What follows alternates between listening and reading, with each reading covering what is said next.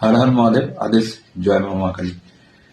জন্মকুণ্ডলিতে একটা অন্যতম ভয়ানক প্রধান দোষ যেটা হয়ে থাকে, দেখা যায় অনেক সময়, সেটা হচ্ছে খণ্ডদোষ। খণ্ডদোষটা কি? খণ্ডদোষটা হচ্ছে যে কোনো জাতক বা জাতিকার জন্মকুণ্ডলিতে যদি শুক্র এবং কেতু একই গৃহে সহ অবস্থান করে, আমি ট্র্যাডিশনাল অ্যাস্ট্রোলজি অনুযায়ী বলছি, আমি কেপি বলছি না, বুঝতে পারবেন না, তাহলে এটাকে খণ্ড দোষ বা খণ্ড যোগ বলে। আর ট্র্যাডিশনাল অ্যাস্ট্রোলজিতে এই সমস্ত আছে, কেপিতে এই সমস্ত নেই। যাই হোক, তাহলে এই সমস্ত জাতক জাতিকাদের কি হয়, বিয়ে হতে চায় না, প্রেম ভালোবাসা হতে চায় না। আচ্ছা, যথারীতি যেখানে খণ্ডদোষটা থাকবে তার সমসপ্তমে রাহুও থাকবে।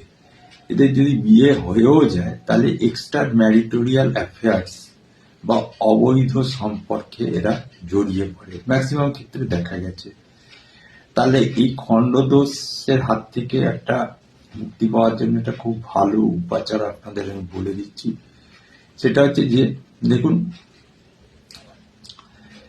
শুক্র নির্দেশ করে মানে অবিবাহিত মহিলাদের। আচ্ছা, এইবারে যেখানে কেতু এসে যুক্ত হয়ে গেল, তাহলে সেই অবিবাহিত মহিলাটা বা মহিলাটা বিবাহিত মহিলাও যদি ধরে নেওয়া যায়, তাহলে কেতু কিন্তু তাকে বিধবা করে দিল, অর্থাৎ বিধবা মহিলাকে এক কথায় নির্দেশ করে।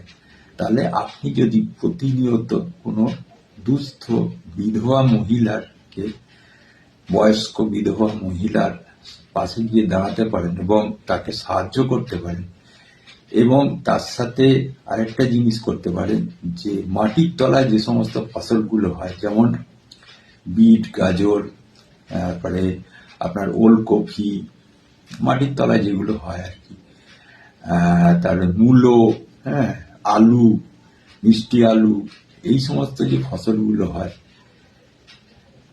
সেই ফসলগুলো আপনি প্রতি শুক্রবার আপনি বা বৃহস্পতিবার আপনি কোনো দেবত্ব স্থানে, প্রতি বৃহস্পতিবার না পারলেও মাসে অন্তত একটা যে ডেটে, মানে বৃহস্পতি অথবা শুক্রবারে আপনি দান করলে কিন্তু এই খণ্ডদোষের হাত থেকে আপনি কিন্তু মুক্তি পাবেন। হরি ওম তৎসৎ।